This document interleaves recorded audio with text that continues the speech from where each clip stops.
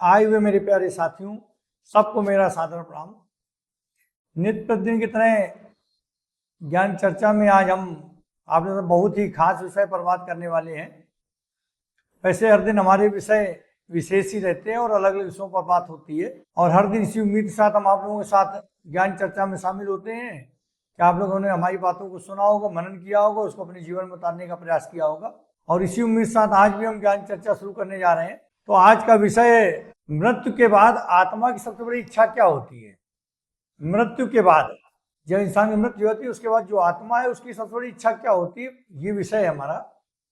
इसी विषय पर आज हम बात करेंगे, क्योंकि जीवन और मृत्यु ये ऐसे विषय हैं, जीवन है, मृत्यु है, भविष्य है, जीवन यात्रा है, जीवन के बाद, पैदा होने के बाद, मरने के बाद क्या होता है, जानने की हर व्यक्ति के मन में उत्सुकता रहती है।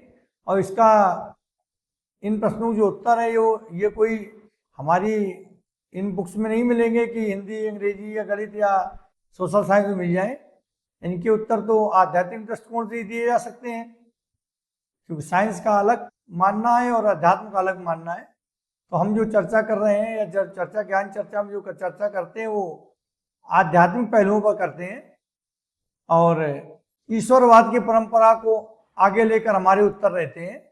क्योंकि हमारा मानना है कि जब हमने ईश्वर को देखा, ईश्वर को पाया, तो ईश्वर है, और ईश्वर की सत्ता के हिसाब से ये हमारी सारी बातें और सारे तर्क रहते हैं। लेकिन जहाँ तक अगर हम अपने तर्कों से किसी के प्रश्नों को उत्तर दे सकें, उसे निरुत्तर कर सकें, तो हमारे तर्क सही है। इसलिए विषय अध्यात्म का है, लेकिन जवाब तो तर्क पे ही आधारित है, क्योंकि तर्क ही जीवन का आधार है। जहाँ तर्क नहीं वहाँ जीवन नहीं, तो तर्क ही जीवन का आधार है। इसलिए तर्क पे ही, तर्क की कसौटी पर उत्तर को कसा जाना चाहिए। किसी प्रश्न का उत्तर तर्क की कसौटी पर उतारा जाना चाहिए।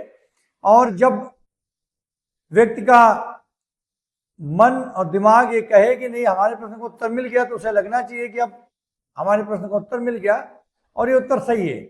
और जब तक उत्तर सही नहीं होता तब तक मन अशांत रहता है, बेचैन रहता है, और एक चेहरे पर संतुष्टि नहीं आती है।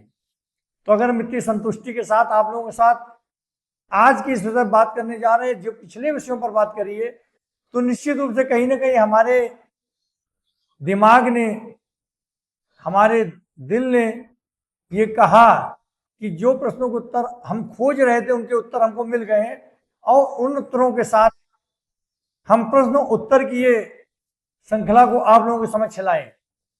क्योंकि प्रश्न भी हम ही करेंगे, उत्तर भी हम देंगे। लेकिन हाँ, अगर हमारे प्रश्न के और उत्तर के बीच में कोई ऐसा लगे कि इस प्रश्न के इस उत्तर संतुष्ट नहीं है, तो आप लोग अपनी बात जरूर कह सकते हैं। क्योंकि जब आप प्रश्न करेंगे तो उसका उत्तर हम भी अपने प्रभु से जानने का प्रयास करेंगे, अपने ज्ञान से उसको जानने का प्रयास करेंगे, उसका उत्तर खोजने का प्रयास करेंगे। चाहे बुक्स में मिले या भगवान को देना पड़े, अगर प्रश्न है तो उसका उत्तर जरूर है। क्योंकि प्रश्न बना है तो उत्तर जरूर बना है। अब ये जरूर है कि हम उस प्रश्न का उत्तर हम खोज पाते हैं नहीं, लेकिन जो सवाल बना है उसका उत्तर जरूर बना है, उत्तर मिले या ना मिले। और ये ढूंढने वाले की लगन है कि प्रश्न का उत्तर ढूंढ पाता है, नहीं ढूंढ पाता, लेकिन प्रश्न है तो उत्तर जरूर है, उत्तर है तो प्रश्न जरूर है। ये दोनों अलग नहीं है, एक है। प्रश्न और उत्तर एक चीज है। तो अब सवाल आता है कि मृत्यु के बाद आत्मा क्यों भटकती है, वह इस लोक में क्यों ठहरना चाहती है जहां उसका समय समाप्त हो गया। भाई, जो व्यक्ति मृत्यु हो गई तो फिर इसके बाद आत्मा का समय तो इस मृत्यु लोक में खत्म हो गया, पृथ्वी लोक में, फिर वो यहाँ क्यों ठहरना चाहती है और भटकती क्यों है। मृत्यु के बाद वो क्यों भटकती है, और आत्मा की पहली इच्छा क्या होती है। मृत्यु के बाद जब आत्मा मुक्त होती है सबसे पहली इच्छा क्या होती है। फिर जब आत्मा अपने घर में भटकती है, फिर उसे कोई देख क्यों नहीं पाता, महसूस क्यों नहीं कर पाता है। जब आत्मा मृत्यु के बाद अपने ही घर में भटकती है तो उसे आदमी देख क्यों नहीं पाता, महसूस क्यों नहीं कर पाता। ऐसा क्यों होता है। मृत्यु के बाद आत्मा की दशा क्यों होती है, आत्मा किसे पुकारती है। मृत्यु के बाद आत्मा की दशा क्यों होती है, आत्मा किसे पुकारती है। ये प्रश्न ऐसे हैं जो बहुत ही ज्ञान के माध्यम से इनका उत्तर दिया जा सकता है, और ये मोक्ष का द्वार खोलने वाले प्रश्न है। ये प्रश्न जो है मोक्ष का द्वार खोल देंगे, मोक्ष का द्वार खोलेंगे, और बहुत ही मन लगाकर जब इसको समझा जाएगा तभी समझ में आएगा। प्रश्न क्यों है, कि आत्मा क्यों भटकती है, आत्मा किसे पुकारती है, आत्मा यहाँ क्यों रहना चाहती है, ऐसा क्यों होता है कि लोग महसूस नहीं कर पाते, आत्मा वहीं होती है, लोग जान नहीं पाते, अमृत के बाद आत्मा की दशा क्यों होती है, सारे सवाल हैं। और इनके ये जो प्रश्न है ये मोक्ष के द्वार खोलते हैं, जिससे आदमी जीवन भर बना रहता है। ये प्रश्न उत्तर से मोक्ष के द्वार खोलते हैं, जिससे आदमी पूरे जीवन बना रहता है। पूरे जीवन आदमी मेहनत करता है, कमाता है, बच्चा बड़ा होता है, नौकरी करता है, खेती करता है, मजदूरी करता है, जो भी करता है, घर परिवार शादी करता है, बच्चे पैदा होते हैं, इस सृष्टि के योगदान में सृष्टि का संचार अपना योगदान देता है। इसका समय के साथ बड़ा हुआ, बूढ़ा हुआ और उसका वो समाप्त हो गया। तो इस बीच में ये मृत्यु के बाद वाली बातें नहीं आती। तो मृत्यु के बाद वाली बात तो मोक्ष के द्वार खोले देगी। इस प्रश्न का मन में आना ही एक संकेत है कि व्यक्ति ज्ञान की तरफ जा रहा है, और इसका उत्तर मिल जाना तो मोक्ष का द्वार खोल ही रहा है। इसलिए कहा गया कि इस प्रश्न, ये प्रश्न ही मोक्ष के द्वार खोल देते हैं, और जिनसे आदमी जीवन में बना रहता है। जब तक देह होती है, शरीर होता है, तब तक मनुष्य सोचता है कि यही सब कुछ है। जब तक देह है, शरीर है, मतलब जिंदा है, व्यक्ति जब जिंदा होता सोचता है यही सब कुछ है। परंतु मृत्यु के बाद जब आत्मा देह से अलग हो जाती है, तब वह कर्मों और संबंधों के बारे में सही से समझ पाती है। कर्मों और संबंधों का वास्तविक मूल्य तब समझ में आता है जब आत्मा अपने देह से अलग हो जाती है। जैसे शरीर पड़ा है, आत्मा मुक्त हो गई, तब उस आत्मा को अपने कर्म और संबंधों का सही मूल्य समझ में आता है। जो श्री भगवान ने भगवत गीता में अर्जुन से कहा था, संबंधों का कोई मूल्य नहीं है, कर्मों का मूल्य है। अपने कर्म करो, कर्म पथ से नहीं देखना चाहिए, कर्म ही साथ ही आते हैं, क्योंकि कर्म से ही भाग्य बनता है, कर्म से ही प्रारब्ध बनता है। इसीलिए संबंधों का मूल्य नहीं है, कर्मों का मूल्य है। तभी हम कह रहे हैं कि कर्मों और संबंधों का सही मूल्य तब समझ पाती है जब शरीर पड़ा होता है, आत्मा मुक्त हो जाती है। यही वह क्षण होता है जब आत्मा की पहली इच्छा जन्म लेती है। यही वो क्षण है जब शरीर पड़ा है, आत्मा मुक्त हुई, जब आत्मा को पहली इच्छा जन्म लेती है। वह परिजनों के पास जाती है, छूने का प्रयास करती है, छू नहीं पाती और भटकती रहती। देख सकती है, आत्मा देख सकती है, महसूस कर सकती है, लेकिन छू नहीं सकती। तो यही आत्मा की सबसे बड़ी पीड़ा है। उसके सामने वही शरीर जिसमें वो रही, वही घर, वही परिवार, वही सही संबंधी रोते हैं, और आत्मा देखती, आंसू नहीं पहुंच पाती। वो कहती है हम यही हैं, लेकिन कोई उसको देख नहीं पाता, कोई उसकी बात को सुन नहीं पाता, और वो किसी को छू नहीं सकती, कोई उसे महसूस नहीं कर सकता। अगर अपने घर में किसी वक्त कह दिया जाए कोई इसको देख ना पाए, कोई छू ना पाए, कोई जान ना पाए, और वो सब कुछ देखे, तो उस व्यक्ति को ऐसा लगेगा वो अगले को अपने कारण ही रोते हुए दूसरों को देख रहा है, लेकिन उनको चुप नहीं करा सकता। ये कह नहीं सकता हम यही हैं, भूख लगे तो खा नहीं सकता, उसी के लिए सब रो रहे हैं, वो सामने खड़ा है। अब इससे बड़ी विडंबना क्या हो सकती है, इससे बड़ी तकलीफ की बात क्या हो सकती है। यही आत्मा, यही क्षण आत्मा सबसे बड़ी पीड़ा का क्षण होता है, जब अपने सगे संबंधी जिनके साथ वर्षों जन्मों तक उसने समय गुजारा, अब वो आज उसी के लिए रो रहे हैं, वो वहीं पे है, उसको देख नहीं पा रहे। क्यों? शरीर से मुक्त हो चुकी। उसकी इच्छा किसी को देखने की नहीं, किसी को पाने की नहीं, बल्कि कर्मों से भाग जाने की होती है। आत्मा की इच्छा किसी को देखने या किसी को पाने की नहीं, अपने कर्मों से भाग जाने की इच्छा होती है, लेकिन तब तक वो देर हो चुकी। जब आत्मा ने देखा कि शरीर सामने पड़ा है, तो उसने सोचा अरे ये कैसे, हम तो यहाँ हैं। तब आत्मा को पता चला कि वह देह नहीं थी, वह तो कुछ और है। जब मृत्यु के बाद आत्मा अलग हुई, देखा शरीर सामने पड़ा, उसने छूने का प्रयास किया और छू नहीं पाई, तब आत्मा को पहली बार लगा कि अरे मैं जिसे अपना समझती तो तुम्हारा था ही नहीं, वो तो एक वस्त्र था, उतर गया और आत्मा खड़ी रह गई। तब आत्मा को पहली बार महसूस होता है जिसको हमने अपना समझा था कि ये हमारा शरीर हमारा, वो हमारा था ही नहीं। तो शरीर क्या, एक वस्त्र है, वस्त्र उतर गया, आत्मा अपने को नहीं पहचान पा रही, यानी शरीर चला गया, आत्मा को अपने को पहचानने में समस्या हो रही है। केवल वस्त्र बदला, यानी शरीर बदला। जब आत्मा को ये बोध हुआ कि जिसे वह जीवन समझती थी वो तो एक वस्त्र था, अब जाके आत्मा को बोध हुआ जिसे जीवन समझती थी वस्त्र था, वस्त्र उतर गया और उसकी पहचान चली गई। अब यहाँ सवाल आता है, क्या आत्मा को तुरंत बोध हो जाता है कि वह मर चुकी है या वह शरीर से मुक्त हो चुकी है? क्या आत्मा को तुरंत, मृत्यु के तुरंत बाद ये बोध हो जाता है कि वह अभी शरीर से मुक्त हो चुकी है, शरीर मर चुका है? तो आत्मा को यह तुरंत बोध नहीं हो पाता। अधिकतर आत्मा यही सोचती है कि यह एक स्वप्न है, या क्षणिक अवस्था है, क्षण भर की अवस्था है, यह एक स्वप्न है या अस्थायी व्यवस्था है। इसी कारण वो अपने घर, अपने शरीर और संबंधों के चारों ओर घूमती रहती हैं। आत्मा को अक्सर ये लगता है कि ये क्षणिक व्यवस्था है, यह एक स्वप्न है, इसीलिए अपने घर, अपने परिवार, अपने संबंधों के चारों ओर घूमती रहती हैं। वो ये मान ही नहीं पाती कि अब शरीर की मृत्यु हो चुकी है और वो इस शरीर से मुक्त हो चुकी है। ये अधिकतर आत्माएं मान ही नहीं पाती तुरंत कि ऐसा कुछ हुआ है। अब क्या होता है, जब व्यक्ति मृत्यु हो गई, जीवात्मा मुक्त हो गई। जीवात्मा क्या है, एक सूक्ष्म शरीर, शरीर की तरह का एक सूक्ष्म शरीर जो मुक्त होता है वो जीवात्मा कहते हैं। अब ये जीवात्मा मुक्त हो गई, क्या हुआ, अब इसको एक ऐसी जगह ले जाया जाता है जहां न स्वर्ग न नरक, जहां सिर्फ सत्य होता है और उनको सत्य दिखाया जाता है। एक दर्पण रखा गया, आत्माओं को अपने पूरे जीवन का इतिहास दिखाया जाता है। कब तुमने किसी को दुखी किया, कब खुश किया, कब अच्छा किया, कब बुरा किया, कब झूठ बोला, कब गलत किया, ये सारी चीजें दिखाई जाती है। फिर आत्मा को उससे बड़ी पीड़ा होती है, क्योंकि जीवन में व्यक्ति को ये याद ही नहीं रहता कि वो जो गलत कर रहा है उसका भी लेखा जोखा है। उसको लगता है हमने कानून को धोखा दिया, नजर से चुरा के चोरी कर ली या गलत कार्य कर लिया और किसी ने नहीं देखा तो बात खत्म। लेकिन ऐसा नहीं है, इसका भी रिकॉर्ड बन रहा है और ये रिकॉर्ड उसको मृत्यु के बाद आत्मा को ले जाकर दिखाया जाता है कि तो अपने जीवन में क्या अच्छा किया, क्या बुरा किया, क्या गलत किया, क्या सही किया। और ये दिखाने के बाद आत्मा को फिर से वापस उसी घर में छोड़ दिया जाता है। 24 घंटे बाद आत्मा फिर वहीं आ जाती है और फिर वो 13 दिन तक रहती है। तो इसमें आत्मा बड़ी दुखी होती है, उसको अपने पूरा इतिहास दिखाया जाता है तो उसको बड़ा दुख होता है। आत्मा नहीं, यानी जीवात्मा को, क्योंकि आत्मा को तो दुख सुख होता ही नहीं। तो जीवात्मा को इससे बड़ी तकलीफ होती है, उसे अपनी कमियां दिखाई जाती, गलतियां, अच्छाई, मोह माया, सुख दुख सब उसे एहसास होते हैं। फिर वो लौट आती है अपने उसी घर, फिर 24 घंटे बाद उसी घर आ जाती है। लेकिन अब वो और अधिक टूट चुकी होती है। अब जीवात्मा और अधिक सब चीजें देखने के बाद और अधिक टूट जाती है। यह समय आत्मा के लिए सबसे अधिक कठिन होता है, क्योंकि इस समय ना वो जीवित है और न मृत की अवस्था में है। ना तो जीवित बची न मृत बची, न भोजन मिला न विश्राम मिला।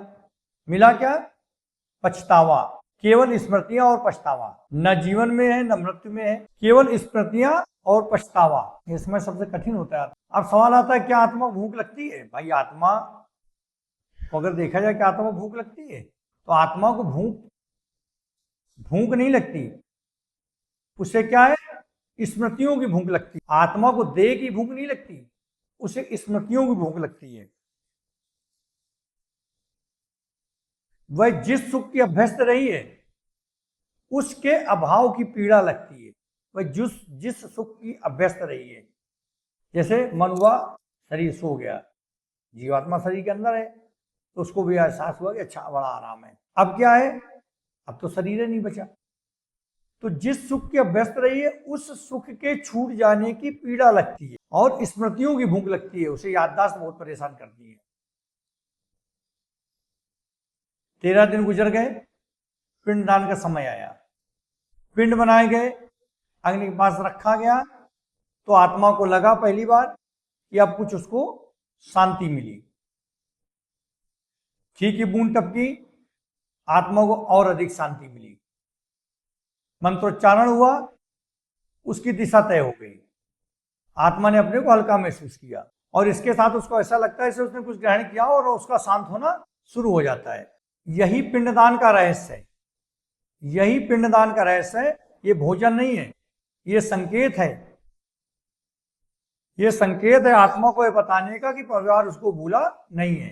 पिंडदान जो है यह कोई भोजन नहीं कि आत्मा को तृप्त कर देगा, लेकिन पिंड के माध्यम से उसको शांति मिलती है। घी की बूंद मिलती है, उसको एक अलग शांति मिलती है, जैसे उसको जो मिल गया हो।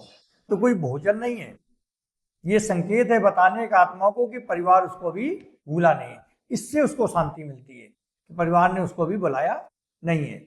अब सवाल आता है कि पिंड से आत्मा का पेट भरता है? नहीं, पिंड से आत्मा का पेट नहीं भरता।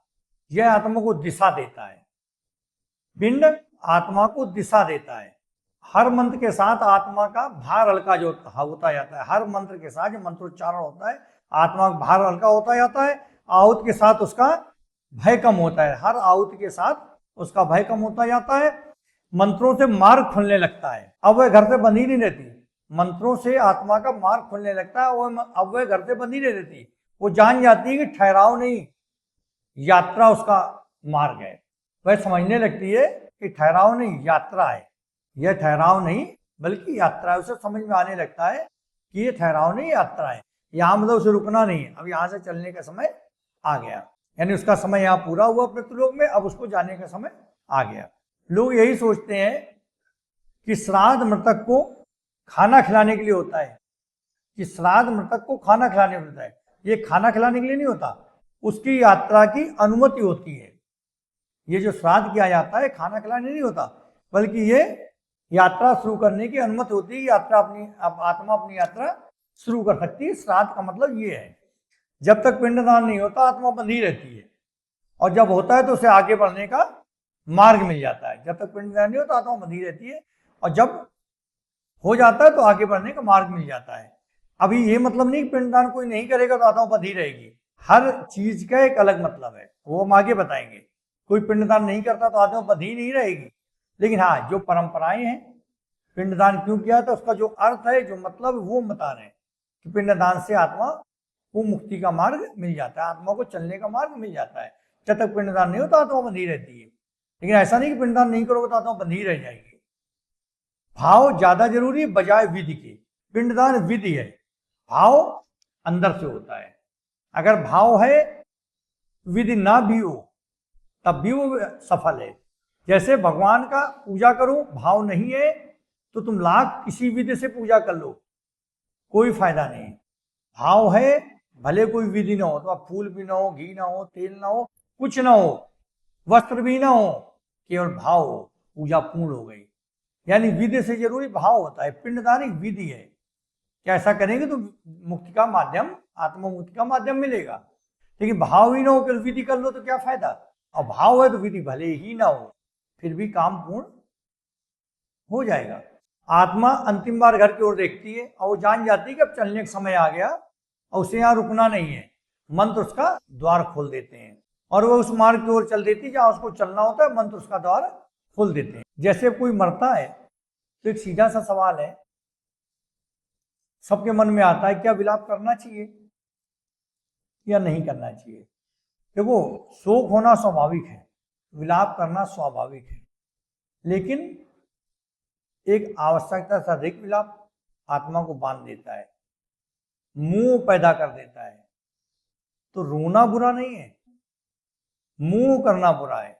सीमा से अधिक रोना बुरा है, मुंह करना बुरा है।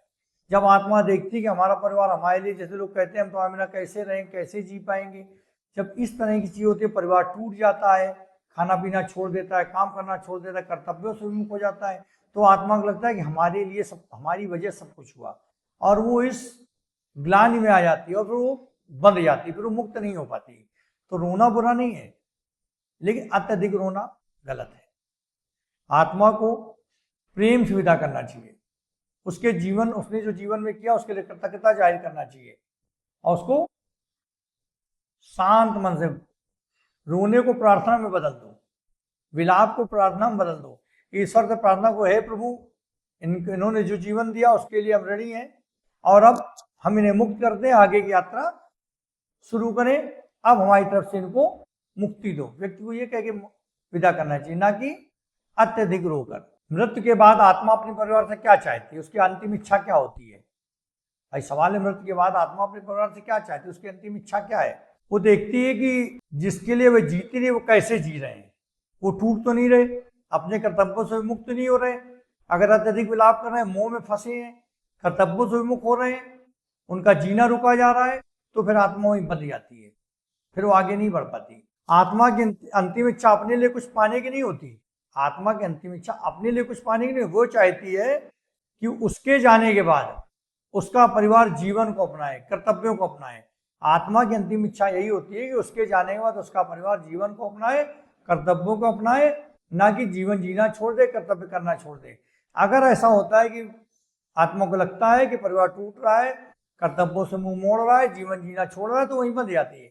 अगर उसे लगता है हमारा परिवार हमारे बाद भी बढ़िया से जी रहा है, अपने जीवन को आगे बढ़ा रहा है, तो खुशी मन से इस संसार से विदा हो जाती है। तो मित्रों, आज ज्ञान की पाठशाला में हमने काफी लंबी चर्चा की मृत्यु के बाद की, और शेष चर्चा अगले खंड में अगले दिन करेंगे। तब तक के लिए नमस्कार। ओम नमः शिवाय। जय।